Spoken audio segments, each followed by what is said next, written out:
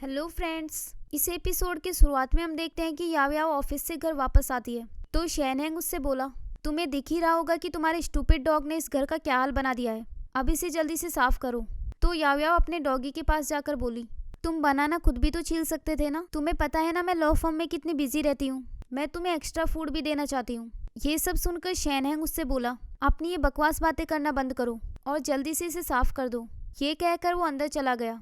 अंदर जाकर वो अपनी उस पोस्ट पर रिप्लाई देता है कि मैं 2 दिन से उससे पेपर श्रेडिंग करवा रहा हूँ और उससे घर की सफाई भी करवाई, लेकिन वो खुश होने की बजाय और भी ज्यादा सैड लग रही है। तभी लोग उसे रिप्लाई देने लगते हैं कि इतना क्यूट बॉस होने के बाद उसका मूड कैसे खराब हो सकता है और एक बॉस को अपनी एम्प्लॉय के मूड की इतनी क्यों फिक्र हो रही है। मुझे नहीं लगता कि लव के अलावा इसका और कोई रीजन होगा। ये सब रिप्लाईज देखकर शैनहेंग लैपटॉप बंद कर देता है। अगले सीन में याओ याओ प्याज काट रही होती है जिसकी वजह से उसकी आंखों से आंसू आ रहे थे। तभी वहाँ पर शैनहेंग आता है जो उससे बोला, तुम्हारे मूड की वजह से हमारे काम पर इफेक्ट पड़ रहा है तो तुम कपड़े चेंज करके आओ और मेरे साथ नाइट वॉक पर चलो। अगले सीन में वो दोनों रनिंग कर रहे होते हैं। तभी याओ याओ बहुत ज्यादा थक जाती है और उससे बोली, क्या आप थोड़ा ब्रेक ले सकते हैं? मैं लगातार 10 मिनट से दौड़ रही हूँ। तो शैनहेंग कहता है, सिर्फ 10 मिनट। इस पर याओ याओ कहने लगी, तो फिर आप रनिंग कीजिए, मैं और नहीं दौड़ सकती। जब मैं कॉलेज में थी तब स्पोर्ट्स में बहुत मुश्किल से पास होती थी।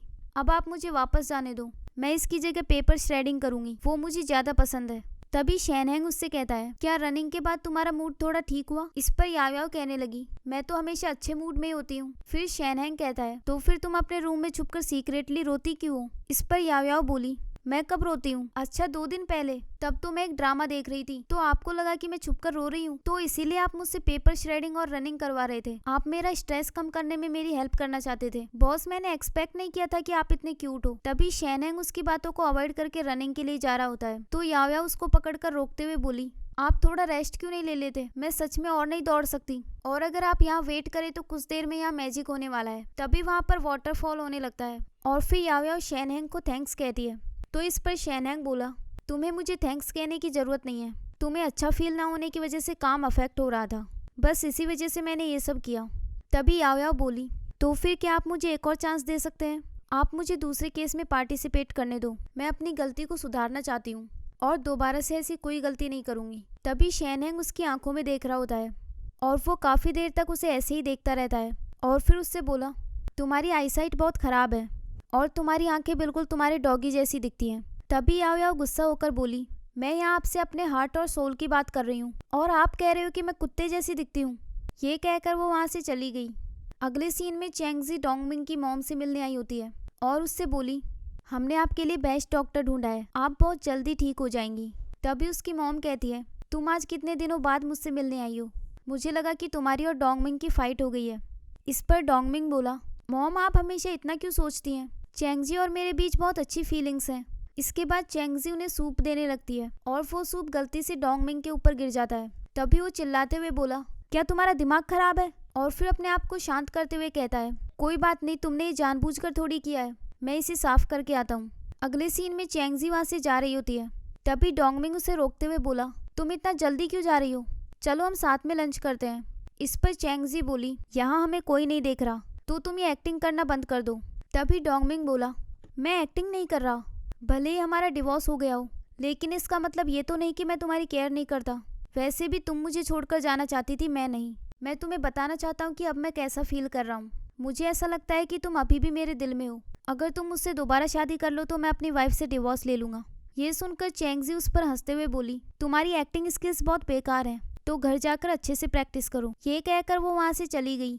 अगले सीन में चैंगजी जब अपने घर जाती है तभी उसके पास जुनहेंग का कॉल आ जाता है जो उससे बोला, याओ याओ की जो ऑनलाइन ट्रोलिंग हो रही थी हमने वो सब सॉल्व कर दिया है, अब तुम्हें फिक्र करने की कोई जरूरत नहीं। इस पर चैंगजी उसे थैंक्स कहती है। तभी जुनहेंग कहने लगा, तुम्हें इतना पोलाइट होने की जरूरत नहीं है, अगर तुम मुझे थैंक्स कहना चाहती हो तो तुम मुझे ट्रीट भी दे सकती हो।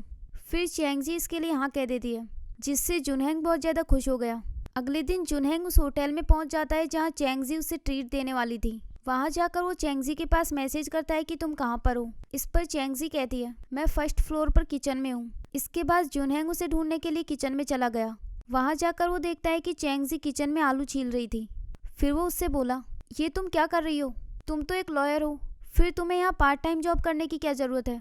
इस पर चैंगजी कहने लगी, तुम्हें मिसअंडरस्टैंडिंग हुई है, मैं तुम्हें इन आंटी से इंट्रोड्यूस करवाती हूँ। ये मेरी क्लाइंट है और ये इसी होटल में काम करती हैं। मैं इनसे जब भी मिलने आती हूँ तो इनकी हेल्प करती हूँ। ये सुनकर जुनहेंग कहने लगा, तो फिर आप दोनों बातें करो, आलू मैं छील देता हूँ, मैं आलू छीलने में बहुत अच्छा हूँ। फिर वो थोड़ा अजीब तरीके से आलू छीलने लगता है तो वो आंटी बोली, तुम्हें सिर्फ इसकी थिन लेयर हटानी चाहिए, इसे ज्यादा वेस्ट मत करो। मेरे सीनियर्स को ऐसे वेस्ट करना पसंद नहीं है, अगर उन्हें पता चला तो मेरी जॉब चली जाएगी। इसके बाद जुनहेंग चैंगजी की तरफ देखते हुए पूरे आलू को वेस्ट कर देता है, जिससे वो आंटी उसे डांटने लगती है। अगले सीन में वो दोनों होटल से बाहर आते हैं और साथ में ऑरेंज खाने लगते हैं जो उन्हें उस आंटी ने दी थी। तभी एक लड़की उन दोनों की फोटोज क्लिक कर लेती है। कितना अच्छा शॉट है, मुझे लॉयर नहीं फोटोग्राफर होना चाहिए था। अगले सीन में वो ये फोटो डोंगमिंग को दिखाती है तो डोंगमिंग उससे कहता है, क्या तुमने उन दोनों को होटल से बाहर आते हुए अपनी आंखों से देखा? इस पर वो लड़की बोली, हाँ मैंने उन्हें बहुत क्लियरली देखा था और वो उसके साथ बहुत स्माइल भी कर रही थी। इस पर डोंगमिंग कहता है, लगता है तुम्हारी आंटी ने नई लाइफ स्टार्ट कर दी है। वैसे भी हम दोनों के बीच बहुत डिफरेंस था, मैं तो उसे ब्लेसिंग्स देना चाहता हूँ। खैर अब तुम यहाँ से जा सकती हो। फिर वो लड़की वहाँ से चली गई और उसके जाने के बाद डोंगमिंग गुस्से में उन फोटोज को फेंक देता है। अगले सीन में जुनहेंग भागते हुए शैनहेंग के ऑफिस में आता है और उससे बोला, मुझे तुम्हें एक बहुत इंपॉर्टेंट बात बतानी है। फाइनली 3 दिन और 3 रात लगातार सोचने के बाद मुझे आइडिया मिल गया कि चैंगजी को इस कंपनी में कैसे लेकर आना है। इस पर शैनहेंग कहता है, मैं तुम्हें वार्निंग दे रहा हूँ, अपने इमोशनल मैटर्स को काम से दूर रखो। अगले सीन में हम याओयाओ को देखते हैं जिसके पास उसकी एक कलीग आकर बोली, मेरे पास एक लीगल एड केस है, क्या तुम उसमें मेरी हेल्प कर सकती हो क्योंकि मैं बहुत बिजी हूँ। इस पर याओयाओ बोली, हाँ मुझे कोई दिक्कत नहीं है, वैसे भी मेरे पास इस वक्त कोई केस नहीं था। फिर वो उस केस की डिटेल्स देखने लगती है और तभी जुनहेंग वहाँ आकर उसके हाथ से फाइल ले लेता है। फिर उससे बोला, तुम ऐसे ट्रबल वाले केस मुझे दे दिया करो। और फिर वो बाकी लोगों से बोला, फ्यूचर में तुम सब में से किसी को भी लीगल एड केस मिले वो तुम मुझे दे देना।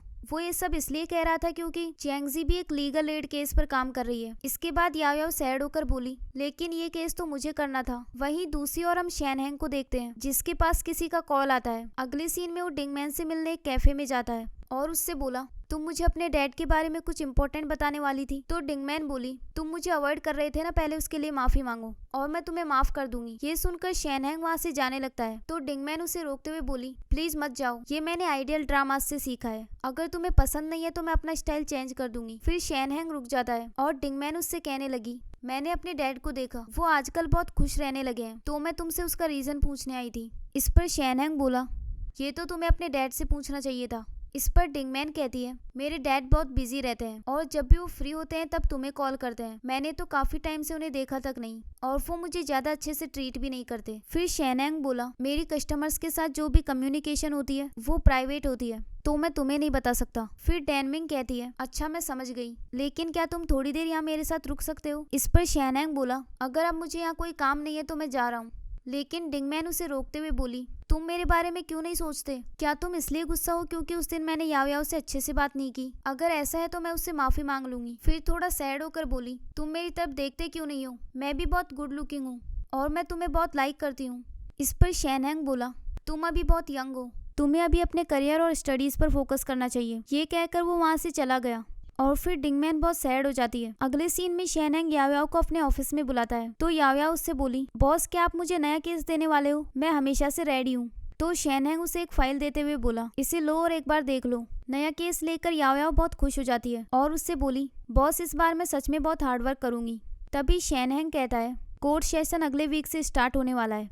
ये डोंगशन का डिवोर्स केस है और वो अभी बीमार है, उसको पैसों की भी कोई फिक्र नहीं। ये सुनकर याओयाओ बोली, फिर तो ये केस बहुत सिंपल है, क्या आप सच में मुझे कोई डिफिकल्ट केस नहीं देना चाहते? इस पर शैनहेंग बोला, पिछले केस में तुमने जो गलती की वो इसमें नहीं होनी चाहिए, अगर दोबारा ऐसी कोई प्रॉब्लम हुई तो तुम जा सकती हो। तो याओयाओ इसके लिए हाँ कहकर वहाँ से चली गई। अगले सीन में याओयाओ अपने क्लाइंट डोंगमैन से मिलने जाती है और वो उससे बोली, ये आपकी प्रॉपर्टी की डिटेल्स हैं जिन्हें आपको अपनी वाइफ के साथ डिवाइड करनी है। इस पर डोंगमैन कहता है, ये बिल्कुल परफेक्ट है, इनफैक्ट मैं तो अपनी वाइफ को थोड़ी ज्यादा प्रॉपर्टी देना चाहता हूँ, लेकिन मेरी एक शर्त है, मुझे ये डिवोर्स जल्द से जल्द चाहिए। इस पर याओयाओ बोली, अगर आपके माइंड में कोई और बात हो तो आप मुझे बता सकते हैं, हम यहाँ जो भी बात करेंगे मैं उसे सीक्रेट रखूंगी। फिर मिस्टर डोंग उससे कहने लगे, मैं कुछ दिन पहले हॉस्पिटल में था और डॉक्टर ने मुझे बताया कि मुझे स्टोमक अल्सर है और उसकी वजह से फ्यूचर में मुझे कैंसर भी हो सकता है। मैंने अपनी वाइफ के साथ बहुत अप्स एंड डाउन्स देखे हैं, लेकिन मुझे पता नहीं अब मेरे पास कितना टाइम बचा है, इसलिए अब मैं अपना बेस्ट ट्राई करना चाहता हूँ ताकि उसे एक स्टेबल लाइफ मिल सके। अगले सीन में याओ याओ शेन हैंग के ऑफिस में जाती है और उससे बोली, मैंने मिस्टर डोंगमैन के बारे में और डिटेल्स पता की हैं। वो अपनी वाइफ से डिवोर्स इसलिए नहीं लेना चाहते क्योंकि वो बीमार है, बल्कि उनका किसी और के साथ अफेयर है और वो लड़की प्रेग्नेंट भी है, इसीलिए वो जल्द से जल्द अपनी वाइफ से डिवोर्स लेना चाहते हैं। इसी के साथ ही ये एपिसोड यहीं एंड हो जाता है। नेक्स्ट एपिसोड देखने के लिए इस चैनल को सब्सक्राइब कर लीजिए। Thanks for watching.